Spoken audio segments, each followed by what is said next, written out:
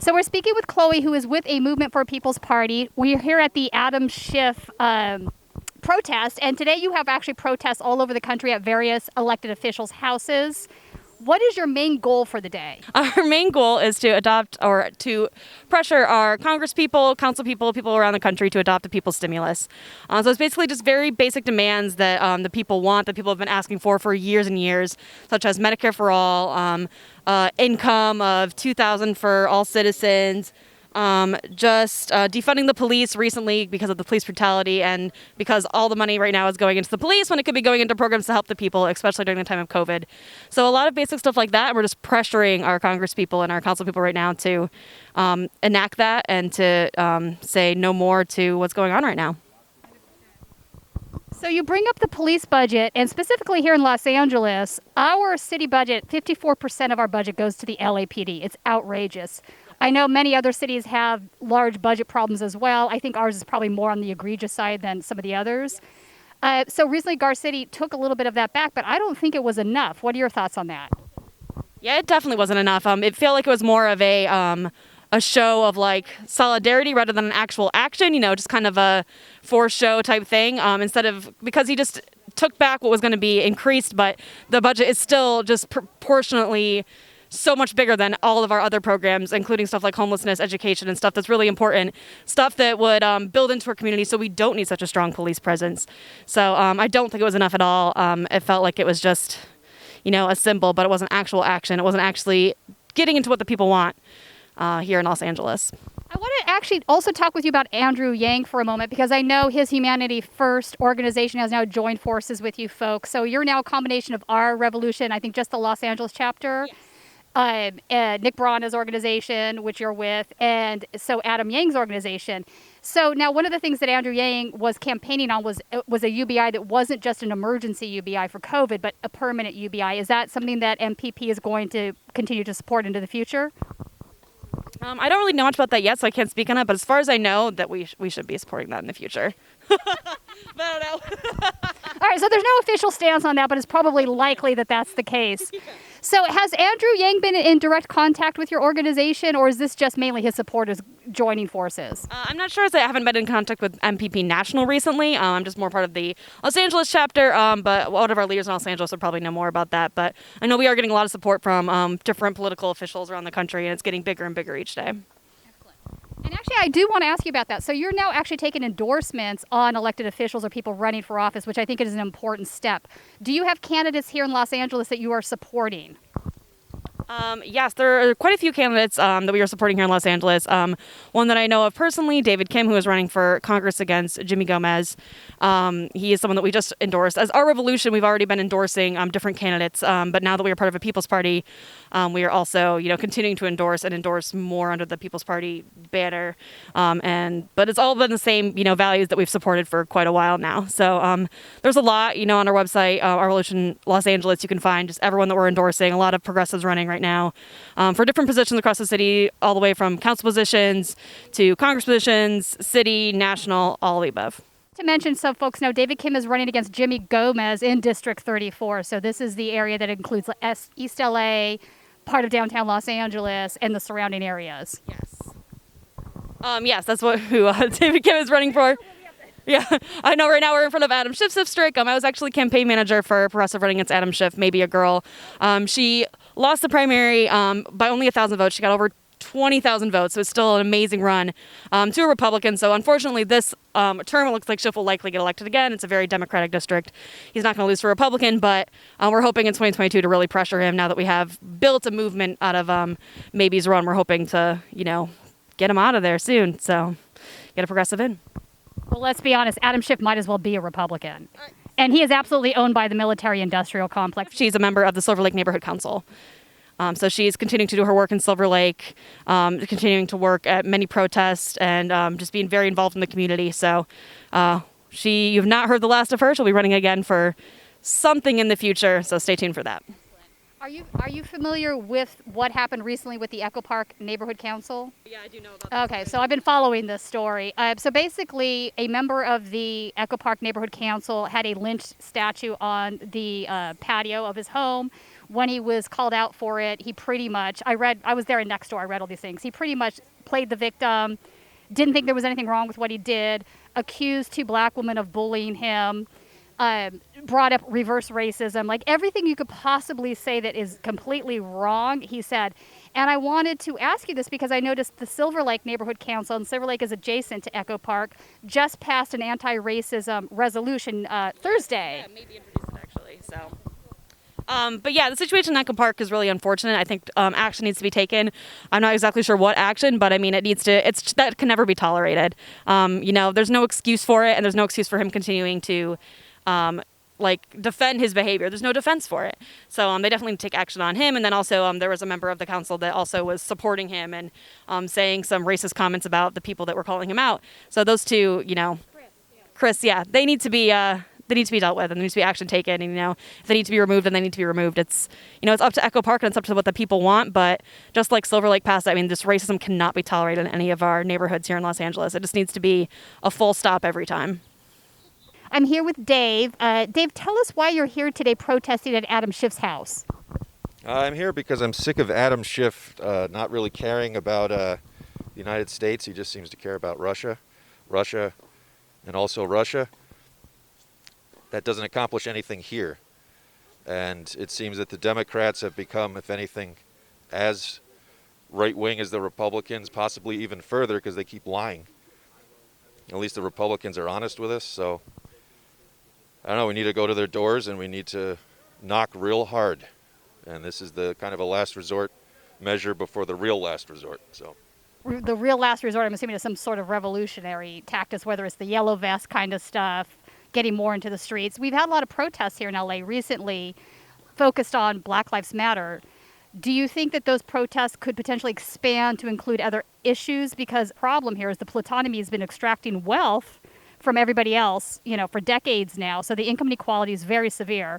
And it's really obvious here in Los Angeles with our rate of homelessness, et cetera. All these things are tied together. So do you think these things could potentially expand? I think they definitely could, and they kind of have to, because it's really a class issue that's going on. As much as the race issue is very real, it does come down to rich versus poor in the big picture. So if it doesn't expand, it won't actually accomplish what it sets out to do. It has to cover a lot more in order to be successful, because if we keep picking at individual issues, we'll never hit the big issue. I would say that race issues and class issues are very much intertwined. I'm thinking of Fred Hampton right now in his famous speech that he gave in regards to having solidarity. What makes them mad about it? What makes them mad about it is that they had black people and white poor people and red poor people and Puerto Rican poor people and Latin American Puerto Rican people of poor people of all descents. They had them caught up in movements based on racism when the Black Panther Party stood up and said that we don't care what anybody says. We don't think you fight fire with fire best. We think you fight fire with water best. We're going to fight racism, not with racism, but we're going to fight with solidarity. We said we're not going to fight capitalism with black capitalism, but we're going to fight it with socialism. So I'm hoping we're going to see more solidarity across the board. So if you had a message that you could, if Adam Schiff was standing right in front of you today, what would your message to him be? My message to Adam Schiff would be, those who make peaceful revolution impossible will make violent revolution inevitable. And nobody does want that, but, human nature and history. So we're here talking with John, who is another protester at Adam Schiff's house. I actually know John from Twitter. He has a handle called Ban Torture that I've been following for quite some time. So I know him and I share a lot of the same political beliefs.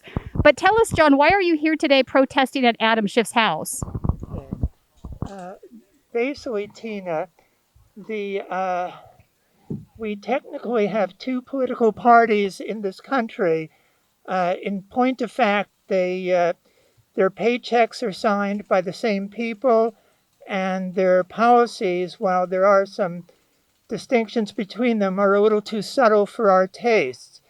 The fact is, we are here, the movement of a People's Party. This is really our inaugural event. We are trying to create a new major progressive political party in this country. We are completely mindful of the difficulty of doing this. The last new political party created in this country, the Republicans, ironically, that was a good 160 years ago. They were anti-slavery at the time. In any event, we are here to try to let the American people know you do have options. You can think outside the duopoly, and that is what we are trying to accomplish by going to Adam Schiff's house today. So obviously the movement isn't concerned with the presidential office only per se. This is a movement to create a decent third party option for voting. And that includes local elected officials, that includes the Congress as well, which I think is important because of the Electoral College. It would be very difficult to get a third party president nominated. And that's just the way it is, right? So let me ask you this. The Green Party has been a party for a long time, operating as a third party. They've had some marginal success locally, but right now they're having a hard time too. There's been some arguments between Dario, who was running for office, Dario Hunter, and Howie Hawkins. A lot of the traditional Green Party members are very unhappy with Howie Hawkins as the pick. What are your thoughts on that situation? Well, basically, ideologically, of course, we're pretty similar to the Greens. The issue there, I would say, is more of a procedural one. The Greens have been in existence in the U.S. for quite a while. They've never really managed to get a lot of traction as far as I can tell. They seem to be more effective in Europe. And so we are going to try to come along and see if we can help to not replace them or supplant them as such, but try to create a pan-leftish party to which all factions on our side of the spectrum can rally. And, you know, you're not wrong on Europe. In fact, Bernie Sanders' brother, who is a member of the Green Party, is an elected official there. The actual, real, genuine Bernie bro. In a good way.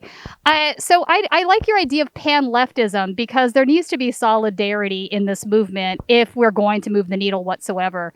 Because a lot of the liberals that are in the Democratic Party have pretty much co-opted the same positions as the neoconservatives at this point, whether it's foreign policy, whether it's serving the wealthy and the corporate donor class. They seem to embrace those, and I would include Adam Schiff in that situation. So do you think it's a viable route to maybe start at the local officials level as opposed to going for a presidential run and work up from there? Does that seem more viable to you? Absolutely. As a matter of fact, one of our members, Annellis Vinson, is running for a city council seat here in Southern California, out in Palmdale. And for us to try to immediately go for the presidency would just be kind of political theater at this point. And so we are trying to show the world or the country that we're worthy of their support. And the way to do that is by trying to win some local, statewide, and hopefully eventually congressional offices. And then basically we're trying to build it, and we hope they will come. Adam Schiff! Adam Schiff! We demand a people's stimulus! We demand the people's stimulus! We demand you defund the police! We demand you defund the police! We demand Medicare for all! We demand Medicare for all! We demand a basic income! We demand a basic income! We demand you protect small businesses! We demand you protect small businesses! We demand you suspend rent and mortgage payments! We demand you suspend rent and mortgage payments! We demand you suspend all debt and student loans! We demand you suspend all debt and student loans! Adam Schiff, we demand justice for the people! Adam Schiff, we demand justice for the people! Adam Schiff, we demand you adopt a people's stimulus! Adam Schiff, we demand you adopt the people's